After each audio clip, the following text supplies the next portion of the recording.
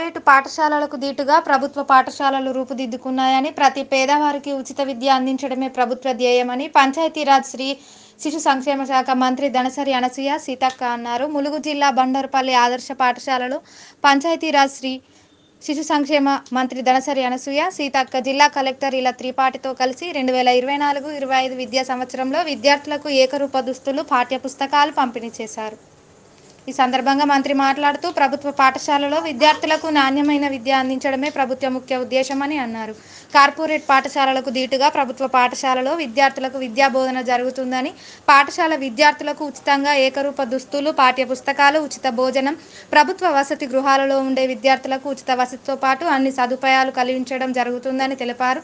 తెలంగాణ రాష్ట్ర ప్రభుత్వం విద్యా, వైద్య రంగాలకు పెద్దపీట వేసిందని, విద్యతోనే విద్యార్థుల భవిష్యత్తు ముడిపడి ఉందని పేర్కొన్నారు.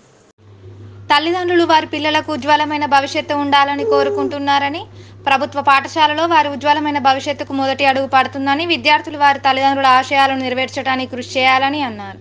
నేటి బాలలే రేపటి పౌరులని, ప్రభుత్వ పాఠశాలలో చదివిన విద్యార్థులే గొప్ప విజయాలు సాధిస్తున్నారని, ఐకాన్ ఆఫ్ నాలెడ్జ్ ప్రపంచ దేశాలకు స్ఫూర్తి అయిన డాక్టర్ బిఆర్ అంబేద్కర్ లాంటి మహనీయుల జీవిత చరిత్ర, వారు చేసిన కృషి, సాధించిన విజయాలను విద్యార్థులకు పాఠ్యాంశాలుగా బోధించాలని మంత్రి సూచించారు. ప్రాథమిక పాఠశాలలో, అంగన్వాడీ కేంద్రాలలోని చిన్నారులకు ఈ విద్యా సంవత్సరం నుంచి ఇంగ్లీష్ మీడియం నర్సరీ విద్యను అందించడం జరుగుతుందని తెలిపారు. పాఠశాలలు నిరంతరం పరిశుభ్రంగా ఉంచుకోవాలని, విద్య ద్వారా వచ్చే విజ్ఞానం ఎవరు దోచుకోలేని తరగని నిధి అని అన్నారు. ప్రభుత్వ పాఠశాలలో ఉన్నత విద్యా అర్హతలు కలిగిన ఉపాధ్యాయ విద్యార్థులకు అందుబాటులో ఉన్నారని, పాఠశాలలో విద్యార్థుల సంఖ్య పెంపొందించడం కోసం ప్రతి ఒక్కరూ కృషి చేయాలని సూచించారు. అన్ని ప్రభుత్వ పాఠశాలలో అత్యధిక విద్యార్థుల నమోదు కొరకు జూన్ 6 నుండి 19 వరకు బడిబాట కార్యక్రమాన్ని నిర్వహించి విజయవంతం చేయాలని ఆమె సూచించారు. మన ఊర్లో ఏ బిల్డింగ్ లేకున్నా పర్వాలేదు కానీ బడి మాత్రం పక్కా ఉండాలి. బడి అనేది మరి పిల్లల యొక్క భవిష్యత్తుకు బాట. స్కూల్ లేకుంటే ఆ ఊర్లో ఎన్ని ఉన్నా ఏమి లేనట్టే. ఎందుకంటే విజ్ఞానవంతులు ఈ దేశాన్ని ఏలగలుగుతారు, మానవ వనరులను సృష్టించగలుగుతారు. ఈనాటి బాలలే రేపటి పౌరులు కానీ మనం ఎట్లయితే భారత భావి పౌరులుగా చెప్పుకుంటామో, హ్యూమన్ రిసోర్సెస్గా మానవ వనరులు అంటే ఎక్కడైతే విద్య అద్భుతంగా అంది, అందరు విద్యావంతులై సొసైటీని అర్థం చేసుకొని పరిశోధనలు చేసి ఈనాటి సమాజానికి ఎలాంటి విధి విధానాలు కావాలి, ఎట్లా ఉండాలి, చరిత్రను చదవడం, భవిష్యత్తును కనుగొనడం, ఇవన్నీ కలగలిపిందే మరి విద్యావంతుల యొక్క పని. కాబట్టి ఈనాటి బాలలు, బాలికలు అందరూ కూడా మంచి విద్యను అందుకోవాలని కోరుకుంటా ఉన్నాం. అదేవిధంగా మనకి ఎడ్యుకేషన్ రైట్ కూడా మరి 2009లో వచ్చిన తర్వాత ఈ మోడల్ స్కూల్ కూడా ఆ రోజు కేంద్రంలో కాంగ్రెస్ ప్రభుత్వం, మన కేంద్ర మంత్రి బలరాం నాయక్ గారు మన ములుగు నియోజకవర్గంలో దాదాపుగా 3 మోడల్ స్కూల్స్ కూడా తీసుకురావడానికి వారు కృషి చేయడం జరిగింది. ఈ మన బండారుపల్లి కానీ, వెంకటాపురం కానీ, చల్వాయి దగ్గర కానీ మరి వారి యొక్క చొరవతోటి ఆ రోజు మనకి ఇవ్వడం జరిగింది. ఈ రైట్, ఎడ్యుకేషన్ రైట్ లో మరి 6 సంవత్సరాల నుంచి 14 సంవత్సరాల వరకు ఖచ్చితంగా విద్య అనేది వాళ్ళ హక్కు, ప్రైమరీ రైట్, అది ప్రాథమిక హక్కు. కాబట్టి మనం ఎవరికి సీటు లేదని వివక్షత కానీ అవాయిడ్ చేయడం కానీ విద్య నుంచి మనకి ఎలాంటి రైట్ లేదు. అది రాజ్యాంగము మరి ఇచ్చినటువంటి హక్కు బాలలకు, బాలికలకు. కాబట్టి ఎడ్యుకేషన్ రైట్ కంపల్సరీ మనం ఇంప్లిమెంటేషన్ చేయాలి. స్త్రీ సంక్షేమ శాఖ మంత్రిగా కూడా నేనే ఉన్నా. దాంట్లో కూడా ఈసారి ఒక కీలకమైనటువంటి నిర్ణయం సీఎం రేవంత్ రెడ్డి గారు తీసుకోవడం జరిగింది. మన అంగన్వాడీ సెంటర్లనే మనము నర్సరీ స్కూల్స్ గా మార్చి ఏబిసిడీలు లేదా ఇంగ్లీష్ మీడియం కూడా నేర్పించాలనే లక్ష్యంతో ఈ దఫా 30,000లో 15,000 స్కూళ్లలో ఇంగ్లీష్ మీడియం అంగన్వాడీ సెంటర్స్లలో నర్సరీ స్కూల్ స్టార్ట్ చేస్తున్నాం. నర్సరీని మనం స్టార్ట్ చేస్తున్నాం. ఇవాళ ప్రపంచానికి అత్యంత ఆదర్శవంతమైనటువంటి రాజ్యాంగాన్ని ఇచ్చింది. ఇవాళ దేశంలో ఉన్న ప్రతి మానవుల యొక్క హక్కులను కాపాడేటువంటి రాజ్యాంగం ఇచ్చింది.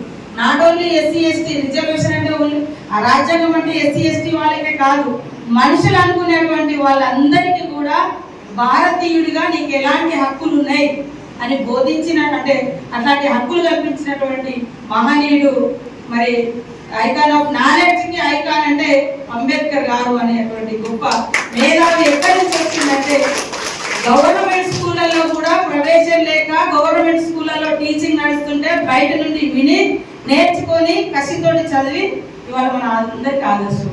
కాబట్టి చాలా మంది గవర్నమెంట్ మన వాళ్ళందరూ మంచి హైలీ క్వాలిఫైడ్ టీచర్స్ ఉన్నారు. ఇక్కడ ప్రైవేట్ స్కూళ్ళ కంటే ఇక్కడనే బెస్ట్ క్వాలిఫైడ్ టీచర్స్ ఉంటారు. కాబట్టి పిల్లలు కూడా అందరూ ఏమంటారు మన గవర్నమెంట్ జాబ్ కావాలంటారు. మరి ఇక్కడ మీరు ఎవరు లేకుంటే మీరు రేపు టీచర్ కావాలనుకుంటారు, లెక్చరర్ కావాలనుకుంటారు. మరి స్కూల్లో స్ట్రెంత్ లేకుండా అవసరం పడదు కదా మీ అవసరం. కాబట్టి మనం కూడా మన గవర్నమెంట్ స్కూళ్ళను స్ట్రెంత్ చేసుకోవాలి. ఆ రకంగా ఇక్కడ స్టూడెంట్స్ కూడా మీ పక్క వాళ్ళకు చెప్పి ఇందులో చేరే విధంగా స్కూళ్ళకు వచ్చే విధంగా తెలియజేయాలని కోరుకుంటూ ఇవాళ నర్సరీ స్కూల్ కూడా స్టార్ట్ అవుతుంది. బొమ్మలు, పుస్తకాలు, పాఠ వస్తువులు, మంచి ప్రియదర్శిని అయినటువంటి నోట్ బుక్స్, ఇట్లా బుక్స్ ఇవన్నీ కూడా తయారు చేయించి నిన్నటి నుంచి స్టార్ట్ చేయడం జరిగింది. ఈ పథకాన్ని కూడా మరి ఎడ్యుకేషన్ ఆఫీసర్స్ అదేవిధంగా ఉమెన్ అండ్ చైల్డ్ డిపార్ట్మెంట్ వారు అందరూ సక్రమంగా నిర్వహించాలని కోరుతా ఉన్నాం. ముఖ్యంగా టీచర్స్ అందరూ కూడా సరే మీకు కూడా బదిలీలు అవి అన్ని రోజులు ఉండొచ్చు. ఈ పరిసరాలు కూడా పరిశుభ్రంగా ఉంచండి.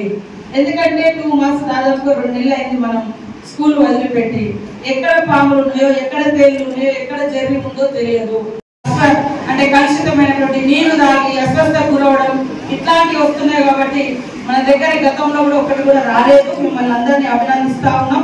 అదేవిధంగా కూడా ఫస్ట్ ర్యాంక్ రావడానికి మీరందరూ కూడా పునాది ఇచ్చినటువంటి వాళ్ళే.